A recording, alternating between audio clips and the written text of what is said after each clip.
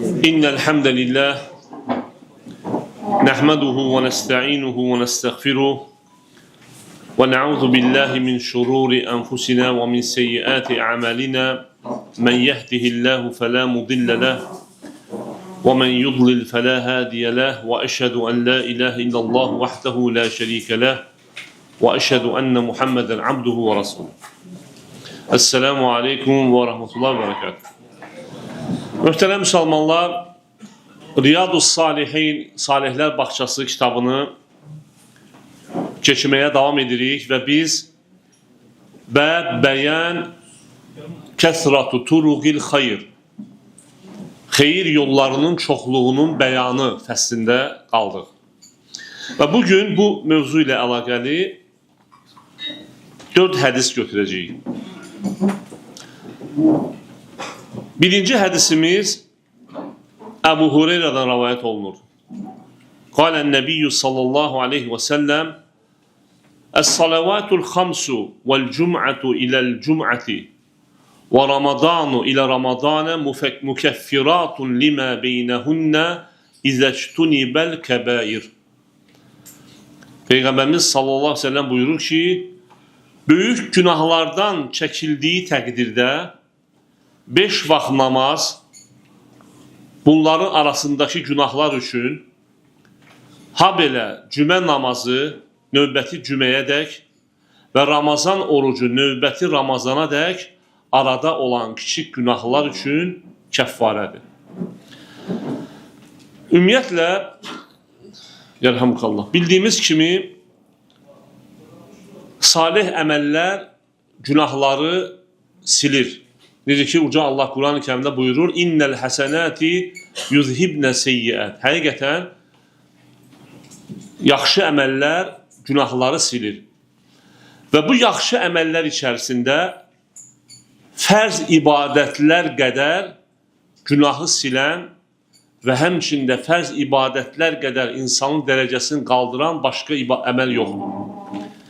Ən çox dərəcələri qaldıran, ən çox günahları silən fərz ibadətlərdir. Məsələn, 5 vaxt namaz, həmçinin vacib oruc, həmçinin zəkat, həc, vacib ibadətlər. Yəni, bunlar nafilə ibadətlərə nisbətən günahların silinməsinə daha çox vəsilədir. Və bu da bizə nəyi göstərir? Bu da göstərir ki, vacib ibadətlərə, fərz ibadətlərə önəm vermək lazımdır. Nafilə ibadətlərdən daha çox. Necə ki, bundan əvvəlki babda bir hədis keçdik. Peyğəmbərimiz sallallahu əleyhi və səlləm qüdsi hədisdə buyurur ki, Allah buyurur ki, qulumun mənə yaxınlaşdığı əməllər içərisində mənə ən sevimli olan ona fərz buyurduqlarımdır. Yadınıza gəlsə bu hədis keçmişdir. Və həmçinin burada hədisdə bir qeyd var. Məctunibəl kəbairu. Böyük günahlardan çəkindildiyi təqdirdə. Yəni, salih əməllər, innəl həsənəti yuzhibnə seyyiət, həqiqətən yaxşı əməllər günahları silir. Bu nəyə aiddir? Bu aiddir, əgər böyük günahlardan çəkinərsənsə, yəni bu kiçik günahlara aiddir. Böyük günahlar isə nədir? Yalnız tövbə ilə yuyulur. Tövbə etmək lazımdır. Və əgər qul haqqı varsa, qul haqqını ödəmək lazımdır. Bu hədislər isə, yəni bu qəbildən olan hədislər, həmçinin ayələr isə nəyə aiddir? Aiddir kiçik günahlar. Necə ki, Uca Allah Quran-ı Kərimdə buyurur ki, İn təctənibu kəbəirə mə tunhəvnə anhu nukəffir ankum seyyiətikum. Əgər sizə qadağan etdiyimiz böyük günahlardan çəkinsəniz, biz sizin kiçik günahlarınızı silərik. Və bu hədis nəyi açıqlayır? Bu hədisdə olan bu qeyd, İzəçtunibəl kəbairu, yəni böyük günahlardan çəkindiyi təqdirdə bizə açıqlayır o hədisləri ki, o hədislərdə məsələn hansı salih əməllər günahlara kəffarədir. Məsələn, Peyğəmbərimiz sallallahu aleyhi ve sellem buyurur ki, "Men qame leylətəl qadri imanan və ihtisaban ğufira lahu ma taqaddama min zənbihi." Kim Qədr gecəsini imanla və savabını Allahdan umaraq ibadətdə keçirərsə, onun günahları bağışlanır. Həmçinin müəyyən zikirlər var. Məsələn, oxuyuruq ki, bu zikri edənin günahları dəniz köpükləri qədər olsa belə bağışlanır. Düzdürmü? Bu kimi hədislər, bu mənada olan hədislər, bu hədis onları açıqlayır ki, burada böyük günahlar nəzərdə tutulmur. Burada kiçik günahlar nəzərdə tutulur. Yaxşı, nəyə görə, nəyə əsasən belə deyirik? Çünki fikir verin. Əgər fərz ibadətlər, 5 vaxt namaz, cümə, Ramazan, əgər bu ibadətlər böyük günahları kəffarə deyilsə, demək ki, ondan aşağı olan ibadətlər, yəni müstəhəb əməllər, bunlar, ərəblər demişkən, min bəbil əvlə, yəni heç kiçik günahlara, böyük günahlara kəffara ola bilməz. Və bu hədisdə də bizə 5 vaxt namaz, cümə, Ramazan qeyd olunub. Və bu hədis, bayaq qeyd edildiyimiz kimi, neyinir? Açıqlayır. O həmin hədisləri açıqlayır. Hansı ki, orada qeyd olunur ki, məsələn, hansı əməllər, hansı nafilə ibadətlər, məsələn, hansı günahlara kəffarədir. Yəni, burada qəsd olunan nədir? Kiçik günahlardır. Növbəti hədisimiz yenə Əbu Hüreyrədən rəvayət olunur. Və bu Əbu Hüreyrədən rəvayət olunan sonuncu 10 hədisdir. Yəni, İmam Nəvəvi demək, bu babı başlayanda 5 hədis Əbu Zərdən rəvayət olunur, radiyallahu anhu, sonra 10 hədis Əbu Hüreyrədən rəvayət olunur. Və bu axırıncı hədisdir, Əbu Hüreyrədən rəvayət olunan. An Rasulillahi sallallahu aleyhi və səlləm qalə Ələ ədullukum alə mə yəmhullahu bihil xataya və yərfə'u bihil dərəcət.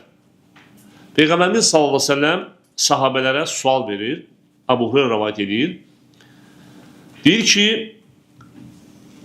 sizi Allahın günahları silməsinə və dərəcələri artırmasına vəsilə olan əməllərə yönəldinmi? Ələ ədullukum, yəni göstərinmi? Yəni, ümumiyyətlə, bu, Peyğəmbərimiz sallallahu aleyhi ve səlləmin bir üslubuydu. Yəni, sahabələri xeyir əməllərə təşviq etmək üçün üslublarından biri buydu ki, sual verirdi onlara. Sualla başlayırdı. Məsələn, bilirsinizmi filan şey nədir? Sonra izah edirdi. Burada da həmçinin deyir ki, sizi Allahın günahları silməsinə və dərəcələri artırmasına vəsilə olan əməllərə yönəldinmi? Və sahabələr deyirlər ki, bələ ya Rasulallah, bəli ey Allahın elçisi. Yəni sahabələr də xeyrə nə idilər? Həris idilər. Yəni bunu onlar nə üçün soruşurdular? Dedilər ki, bəli ey Allahın elçisi, yəni öyrənib əməl etmək üçün. Yəni sadəcə öyrənmək üçün yox. Və dedilər ki, bəli ey Allahın elçisi. Peyğəmbərimiz sallallahu aleyhi ve sellem buyurdu. İsbəğul vudu'i aləl məkərih.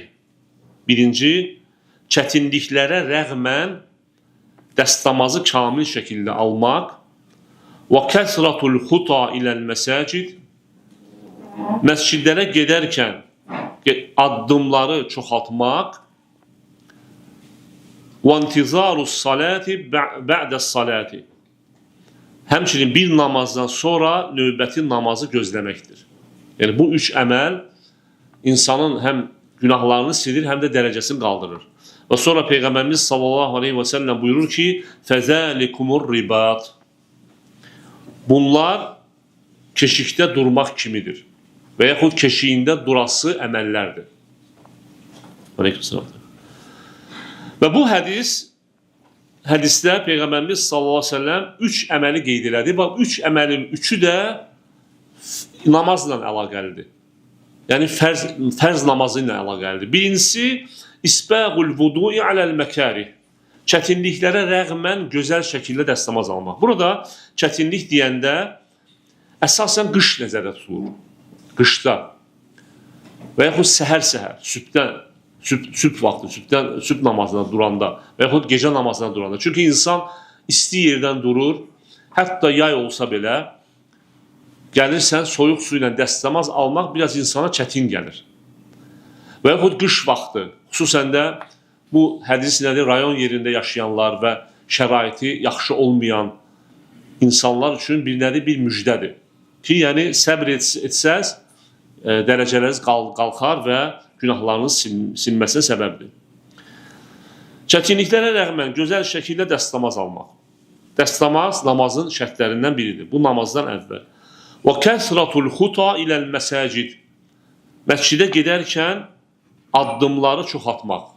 Və bu da demək dərəcələri qaldıran və günahları silən əməllərdəndir. Və kim məscidə əgər müəyyən məsafədə, gələ biləcək məsafədə, deməli, ayaqla gələ biləcək məsafədə yaşayırsa, yaxşı olar ki, buna əməl etsin. Məsələn, məscidə əgər sən 1500 addım atacaqsansa, 1500 günahın silinər, səfirlə və 1500 dərəcə qalxarsan.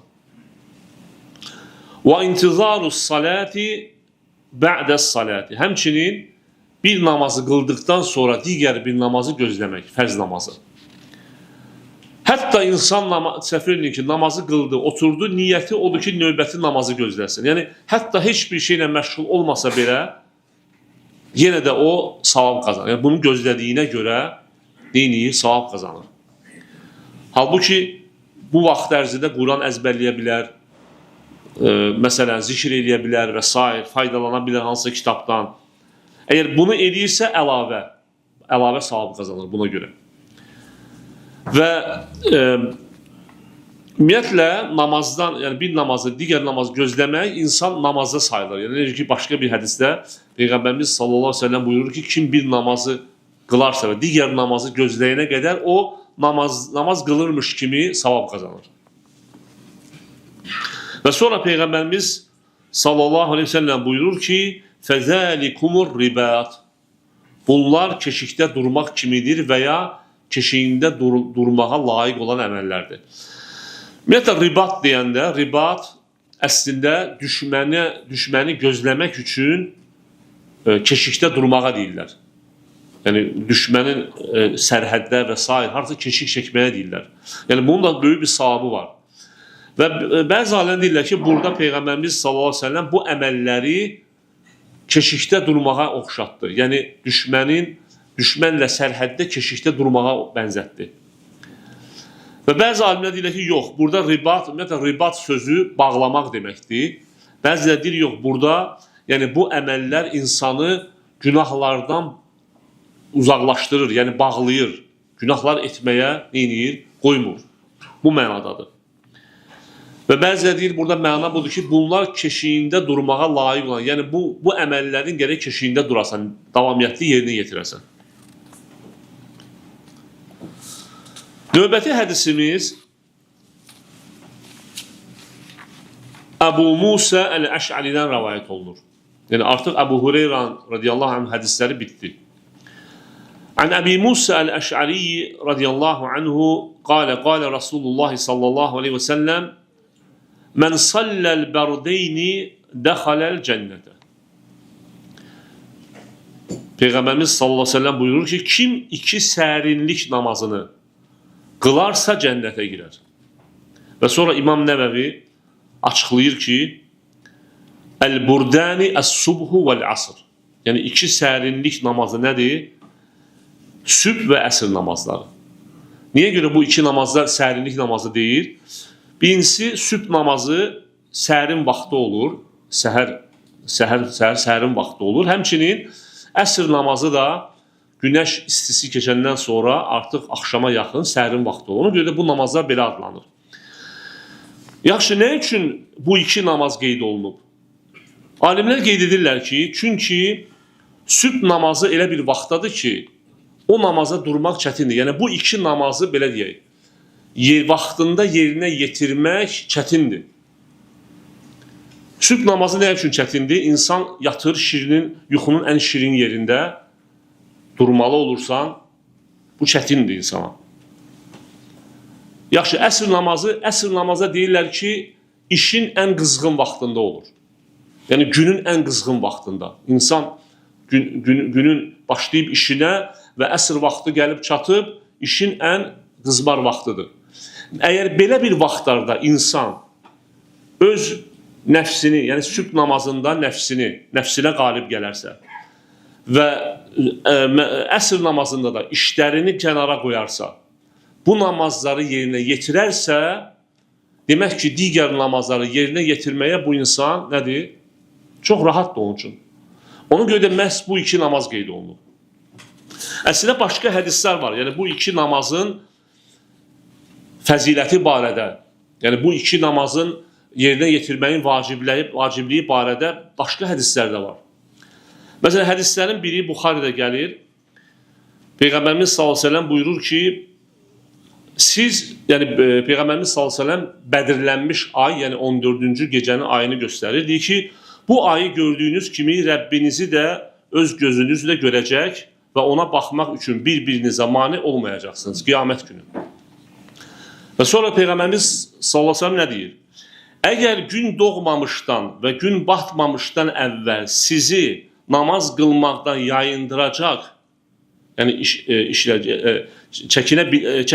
əməllərdən çəkinə bilsəniz, yəni hədisdə əslində gedir ki, burada lə tuğləbu alə salati, yəni sizə qalib gələ bilməsə başqa işlər, sonra buyurur ki, Peyğəmbərimiz sallallahu əleyhi və səlləm, əgər edə bilirsinizsə, o zaman bu işlərdən çəkinin. Yəni, əgər sizi namaz qılmaqda yayındıracaq işlərdən çəkinə bilərsinizsə çəkinin. Yəni, bu iki əməli namazı yerinə yetirmək nədir? Cənnətə düşməyə və Allah Taala'nın üzünü görməyə nədir? Səbəbdir. Və sonra Peyğəmbərimiz sallallahu əleyhi və səlləm bu ayəni oxudu. Gün doğmamışdan əvvəl və batmamışdan əvvəl Rəbbini həmd ilə təriflə. Demək, Qaf surəsi 39-cu ayə.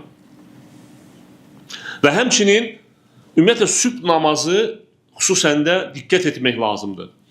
Başqa bir hədisdə Peyğəmbərimiz sallallahu əleyhi və səlləm buyurur ki, bir dəstə mələk gecələr, bir dəstə mələk də gündüzlər növbə ilə sizin yanınıza gəlir. Onlar sübh və əsr namazlarında bir yerə toplanırlar. Bundan sonra gecəni sizin aranızda keçirən mələklər səmaya qalxar və Allah onlardan siz mənim qullarımı nə vəziyyətə tərk etdiniz deyə soruşur. Halbuki o qulların nə etdiklərini daha yaxşı bilir.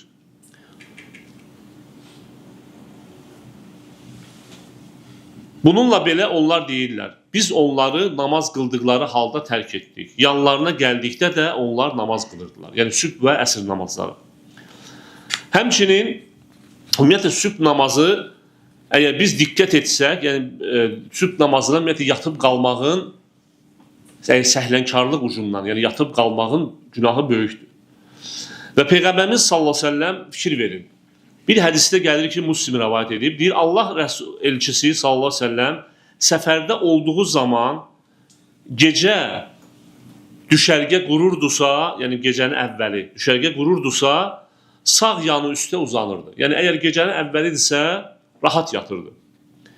Əgər sübhə yaxın dayanacaq düşərgə qururdusa, qolunu dik tutar, yəni fikir verin, yatanda qolunu dik tutar, başını ovucunun üstünə qoyur, əlini aşağı qoymurdu. Yəni, belə qoyurdu ki, fikir verin, yəni namaza yatıb qalmasın. Yəni, daha oyaq vəziyyətdə qalsın. Fikir verirsiniz, yəni gecənin əvvəli idisə rahat yatırdı. Gecənin sübh namazına yaxındırsa, əlini, fikir verin, deməli, qolunu dik tutar və başını ovucunun üstünə qoyar. Yəni, bu vəziyyətdə. Yəni, sanki oturmuş vəziyyətdə.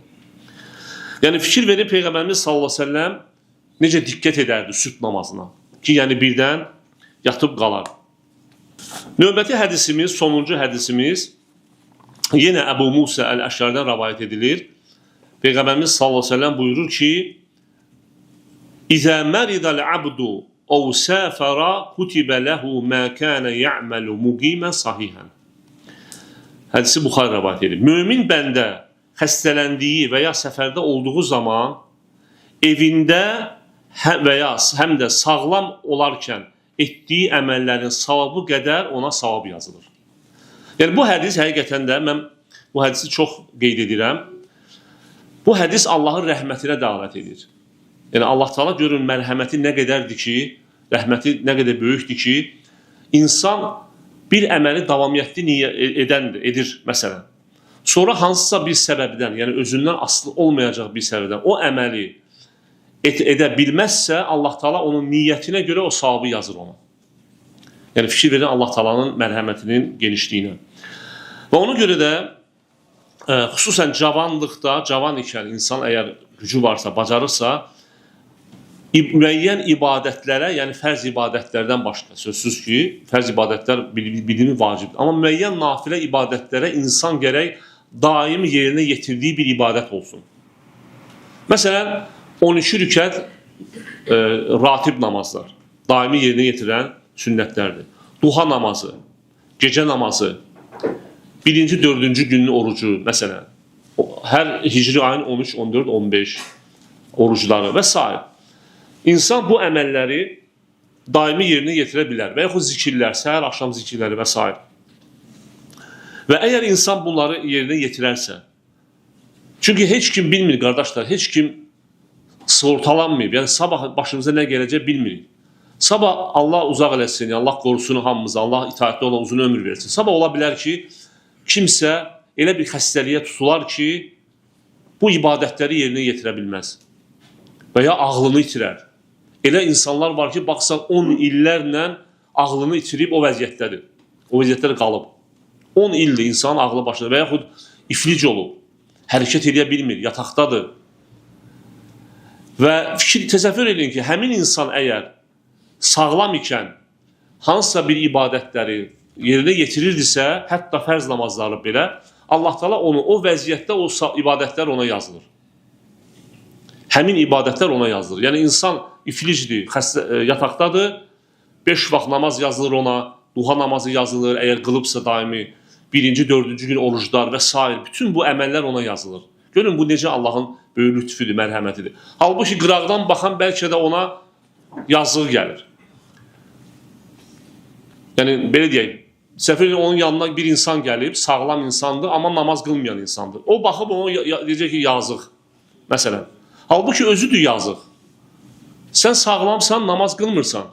Amma o vaxtında qılıb, indi Allah Taala uzanan yerdə ona savab yazır. Və ona görə bu hədis həqiqətən də çox, belə deyək, Allahın rəhmətinə dəlalət edən, ən çox dəlalət edən hədislərdən biridir. Yəni, ümid verici hədislərdəndir. Və bu hədisi əməl etmək üçün nədir? Müəyyən ibadətləri gərək neyniyə? Davamiyyətli yerinə yetirir. Həmçinin səfərdə, insan səfərdə olanda çətin olur bəzi əməlləri yerinə yetirmək. Nafilə namazlar və s. baxırsan çətinlik olur, oruç tutmaq. Lakin səfərdəsənsə, xüsusən də çox səfər edən qardaşlar, əgər sən evində olanda hansısa bir ibadəti daimi yerinə yetirirsənsə, səfərdə olanda Allah Taala sənə demək bu əməllərin savabını yazır. Bu qədər qardaşlar, bugünkü dərsimiz. Allah bizi eşidib faydalardan etsin. Allah Taala bizi sabit etsin dində. Və sallallahu alə nəbiyyinə Muhammedin və alə alihi və sahbihi ecmaîn.